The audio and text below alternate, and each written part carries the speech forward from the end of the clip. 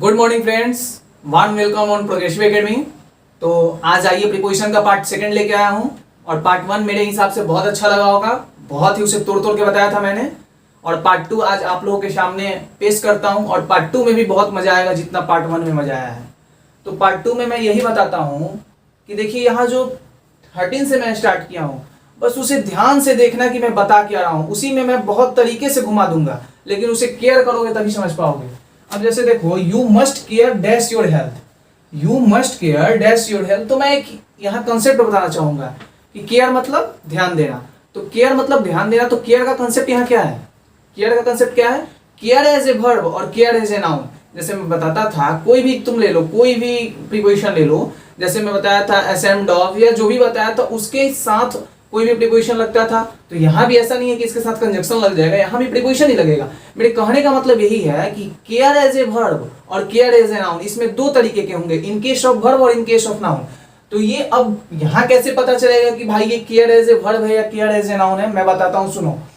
You must care, कोई भी modal verb के बाद V1 यूज होती है तो क्या होती है?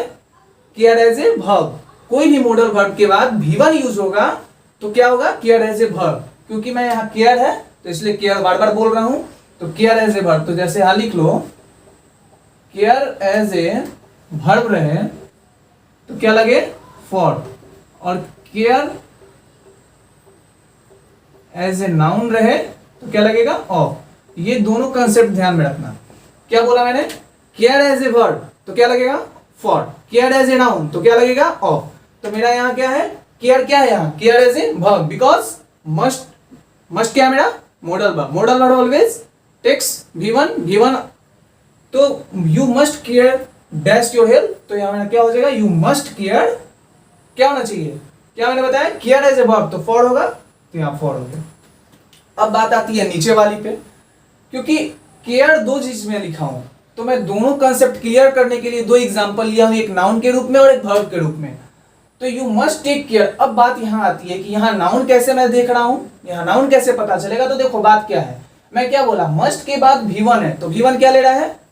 मस्ट के बाद V1 है, मतलब मॉडल वर्ब के बाद V1 आ रहा है तो वर्ब आएगा। तो इसके तुरंत बाद मेरा ये केयर, ये नाउन बोध कर रहा है यहाँ पे, तो नाउन बोध कर रहा है, तो you must take care dash your health, तो you must take care as a noun क्या होगा? ऑफ। ओके? नहीं समझ में आया होगा बताना, अपने से भी खोजना। नहीं समझ में आया प्लीज कमेंट बताना। अब आइए, ही is very close dash me, he is very close dash मी। अब जैसे होता है ना, सॉरी, जैसे होता है कि मैं तुम्हारे बहुत क्लोज हूं, मैं तुम्हारे बहुत क्लोज हूं, या तुम्हारे माँ पापा तुम्हारे लिए बहुत क्लोज हैं। तो क्लोज टू मतलब एकदम निकटता वाली बोध होनी चाहिए, मतलब क्लोज टू। तो यहां मैं क्या आ जाऊंगा? He is very close to me. Okay, आई बात समझ में? Our family consists 5 member. Our family consists 5 member. अब बात आती है मेरी भाई, consist के साथ क्या लगेगा और consist का मतलब क्या होता है? तो देखो क्या होता है, Our family consists मतलब हमारे फैमिली, हमारे परिवार 5 मेंबरों के साथ हैं, 5 मेंबरों में से हैं। तो मतलब कंसिस्ट का मतलब यहाँ क्या होता है? क्या होना चाहिए यहाँ? कंसिस्ट के साथ यहाँ क्या लगना चाहिए बताओ? तो मेरा यहाँ कंसिस्ट का मतलब क्या होना चाहिए? Our family consists dash 5 members, मतलब मेरा फैमिली 5 मेंबरों का है। तो कंसिस्ट मतलब क्या होता है? यहां लिख देता हूं,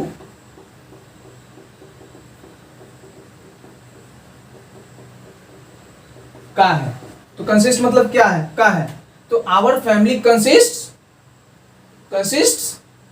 ऑफ, इसको बार बार बोलो, consists of, consists of, consists of, याद हो जाएगा। 5 बार बोलो। देखो जो चीज नहीं याद हो ना, 5 बार निश्चित लिखो, मेरा दावा है कि निश्चित याद हो जाएगा। तो our family consists of 5 members, consists of 5 members. जब भी कंसिस्ट बोध होती है तो ऑफ लगेगी। अब देखो एक चीज, अच्छा बताता हूं, आगे बताऊंगा, अभी नहीं। He died dash cholera, he died dash cholera. Cholera यहाँ क्या है? कोई भी चीज ले लो, कोई भी बीमारी के साथ क्या लगना चाहिए मेरा? देखो डाइड के साथ बहुत सारी केस आती है, कंसेप्ट बताऊंगा, पहले इसे देखिए। ही डाइड, कोई भी बीमारी आए, दुनिया का कोई बीमारी आए, कोई बीमारी के चलते कोई आदमी मृत्यु होते, जैसे अभी कोविड के चलते बहुत लोग मृत्यु हो रही है, तो he died of Covid, he died of Covid, he died of cholera, he died of fever. मतलब किसी भी बीमारी के चलते किसी की भी मृत्यु होती है तो डाइड के साथ प्रीपोजिशन क्या लेंगे? Always takes of. ओके, आई बात समझ में? अब आइए 18 में, the dog is always faithful. मतलब कुत्ता अपने मालिक के प्रति क्या है? फेथफुल है। तो फेथफुल के साथ क्या लगना चाहिए यहाँ? याद रखना, फेथफुल ऑलवेज लेता है किसको? टू को। फेथफुल टू हिज मास्टर, बहुत छोटे में ऐसे में पढ़े होगे डॉग के, तो फेथफुल के साथ यहाँ क्या लगेगा? टू।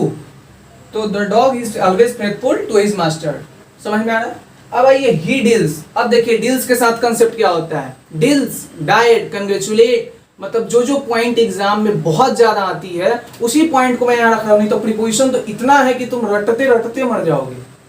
इसलिए प्रीपोजिशन उसी को रखो क्योंकि मुझे एग्जाम क्लियर करना है, ठीक है? तो एग्जाम के बेसिस से पढ़िए, क्योंकि इतना ज्यादा भीड़ हो गई कंपटीशन में ना, इतना ज्यादा भीड़ हो गई है कि बहुत, मतलब क्या कहूँ मैं, छोड़िए, बहुत बोलना मुश्किल है। तो मैं यही बोलूंगा कि वही चीज पढ़िए जो एग्जाम, हमेशा एग्जामिनर उसको डिनोट करता है, पॉइंट करता है कि हाँ हम इससे पूछें। तो एग्जामिनर को भी मतलब बहुत सारी ये होंगी ना कि कहाँ से पूछना चाहिए। देखिए इंग्लिश और फिजिक्स एयरफोर्स में हमेशा आती हैं। तुम मान लो कि इंग्लिश हमेशा चेंज होती है थोड़ा बहुत, तो ज़्यादा चेंज नहीं होगी, कंसेप्ट थोड़ी ना चेंज होगा। हाँ ज़्यादा से ज़्यादा हो सकता है यू मस्ट केयर, ऑफ तो रहेगा ही, फॉर रहेगा ही, यू हेल्थ के जगह कुछ और दे देगा, यही ना, कंसेप्ट नहीं चेंज होगा। तो यही बोलना चाहूँगा अबाउट डील्स के साथ। तो डील्स के साथ क्या होता है? डील्स इन समथिंग और डील्स विथ पर्सन। तो अब मैं बोला ना कि बाद में बताऊंगा, देखो बाद में बताऊंगा, क्या बता रहा हूँ सुनो। कभी भी विथ देखना, ये जनरली अक्सर बहुत ज्यादा यूज होता है। कभी भी विथ पर्सन लगता है, विथ अ पर्सन, ये हमेशा सभी जगह काम करेगा, लेकिन कुछ ही जगह ये ट्रिक फेल होगा। ये तुम कभी आजमा के देखना, डील्स विथ ए पर्सन या कोई के साथ विथ, मतलब जैसे मान लो कि कोई प्रीपोजिशन से पिछले वीडियो में बताया था, उसके साथ care with a person, sorry याद आ गया, केयर विथ अ पर्सन। तो केयर विथ, तो केयर विथ अ पर्सन में हमेशा विथ का यूज करोगे ना, तो किसी पर्सन से ही रिलेट होता है विथ। तो यही बात ध्यान रखना कि डील्स इन, यहाँ डील्स इन होगा, क्यों? क्योंकि business deals in something, something मतलब कुछ भी आ जाएगा। तो यहाँ ही डील्स इन राइस, क्योंकि वह चावल का बिजनेस कर रहा है, डील कर रहा है, ठीक है? तो ही डील्स इन राइस। अब मैं बताया डील के साथ दो कंसेप्ट, डील इन समथिंग और डील विथ ए पर्सन, ये हमेशा याद रखना। Deal in something, deal with a person. तो डील इन समथिंग का मतलब समथिंग में कुछ भी आ जाएगा, तो he deals in rice, okay? और ये मेरा बात हमेशा याद रखना कि जब भी विथ आए ना, किसी के साथ विथ प्रीपोजिशन लग गया तो हमेशा ध्यान रखना कि कोई ना कोई पर्सन को वो डिनोट कर रहा है, तभी विथ लग रहा है। हमेशा ये ट्रिक काम करेगा, कहीं कहीं फेल होगा, लेकिन ये ध्यान में नहीं रखना है कि सब जगह विथ ही, लेकिन ऑप्शन में अगर विथ रहे तो उससे दिमाग में तुरंत आना चाहिए, तुरंत हिंट होना चाहिए कि विथ अगर आ रहा है तो पर्सन यहाँ अगल बगल बोध हो रहा है क्या। इसलिए जैसे देखो डील्स विथ पे मैं एग्जांपल देता हूँ, इसे इरेज करके रुको। तो आइए डील विथ देखता हूं, मैं क्या बताऊं, फिर से याद रखो, deal in something, deal with a person. अब डील विथ पे ये देखो example, we should deal dash our friend sincerely. यहाँ कहने का मतलब क्या है? हम लोगों को अपने फ्रेंड के प्रति विश्वास करके ही डील करनी चाहिए।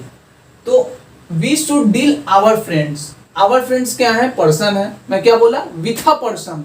जहां तुम देखो, मैं हमेशा से मैं रिसर्च किया हूँ इसके पीछे, मैं बहुत जगह अपना भी याद किया था पहले, या बताया किसी को, तो मैं यही देखा कि जहां भी विथ आ रहा है ना, विथ अ पर्सन ही हमेशा ज्यादा यूज हो रहा है। तो अगर विथ से तुम रिलेटेड कोई भी क्वेश्चन तुम उठा के देखो प्रीपोजिशन में, हमेशा पर्सन से ही कहीं ना कहीं बोध करता है। इसलिए मैं उसे बताया, अपना ट्रिक बताया, अपना उसे महसूस किया था उस पॉइंट को, इसलिए तुम लोगों से शेयर किया। तो सब, मैं बार बार बोल रहा हूँ, सभी जगह काम नहीं करेगा, लेकिन हमेशा देखना कि विथ काम करता है पर्सन के साथ। तो we should deal with our friends, okay? आ रही बात समझ में? अब आवर 21 पे, I am not afraid dash ghost, afraid dash ghost. अब यहां मेरा एफ्रेड है, ओके? तो I am not afraid of ghost, मतलब मैं, घोस्ट मतलब भूत प्रेत जिसको बोला जाता है, मैं भूत से डरता नहीं हूं, ओके? तो एफ्रेड ऑफ हमेशा याद रखना, deal in something, deal with a person, afraid of, okay? Care with a person, care of, ये सब बताया, सब याद रखना। देखो जो भी आएगा ना सेंटेंस से तो आएगा ही, लेकिन सेंटेंस हम इसलिए बता दे रहे हैं ना कि याद करने और समझने में बहुत जल्दी काम आता है। याद तो मान लो कि 4 रटोगे 5 रटोगे, फिर 2 दिन बाद तुम्हें मन नहीं करेगा याद करने का।